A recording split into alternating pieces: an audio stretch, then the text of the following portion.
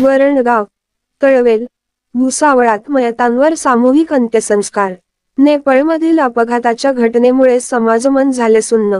वरणगाव, भुसावळ, तळवेल गावावर दुःखाचे सावट। वरणगाव येथून अयोध्या आणि तेथून गोरखपूरहून खासगी बसने नेपाळ येथे देवदर्शनासाठी जात असलेली भाविकांची बस 400 फूट खोल दरीतील नदीपात्रात पडल्याने तालुक्यातील 27 भाविकांचा मृत्यू झाल्याची घटना घडली होती। आणखी शनिवारी 3 भाविक मृत्यू पावल्याने हा आकडा आता 30 वर गेला आहे। त्यामध्ये वरणगाव, तळवेल, दर्यापूर, सुकळी आणि भुसावळमधील भाविकांचा समावेश आहे। मयतांवर रात्री उशिरा सामूहिक अंत्यसंस्कार करण्यात आले। उर्वरित जखमींवर नेपाळ येथील शासकीय वैद्यकीय महाविद्यालयात उपचार सुरू आहेत। रक्षाताई खडसे यांनी त्यांना व उर्वरित भाविकांना रेल्वेने आणण्याची व्यवस्था केली आहे। नेपाळमधील अपघाताच्या घटनेमुळे समाजमन सुन्न झाले आहे। 4 परिवारातील 13 जणांचा मृत्यू। अपघातात 4 परिवारांमधील 13 जणांवर काळाने घाला घातला आहे।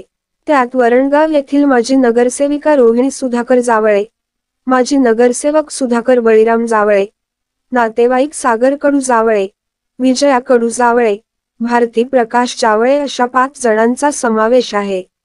त्यापैकी सुधाकर व रोहिणी हे पती पत्नी होते। वरणगाव येथील सहदे कुटुंबातील संदीप राजाराम सहदे, पत्नी पल्लवी आणि पुतळ्या अनूप हे तिघे दगावले। भुसावळ येथील तुकाराम नगर मधील सुलभा भारंबे, गणेश भारंबे, मिनल भारंबे आणि परी भारंबे ही 4 वर्षाची मुलगी होती। तळवेल येथील सुहास प्रभाकर राणे, पत्नी सरला राणे, मुलगी चंदना राणे यांचाही मृत्यू झाला। अपघातातील 27 मृतांमध्ये 16 महिला तर 11 पुरुष होते। रात्री 12:30 वाजेच्या सुमारास वरणगाव येथे हे सामूहिक अंत्यसंस्कार झाला। यावेळी भरपावसात हजारो लोकांचा जनसागर उपस्थित होता।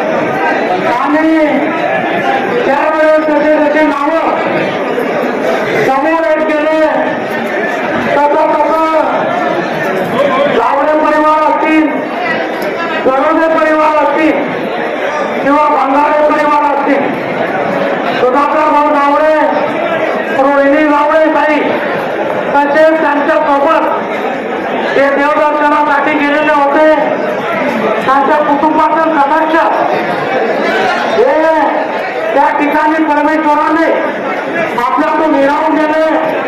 तसेच संदीप भाऊ सरोदे त्यांच्या धर्मपत्नी आणि त्यांचं मुलगी आणि भाऊ आता त्या ठिकाणी त्यांना देखील परमेश्वराने आपल्यातून हिरावून नेलेला आहे.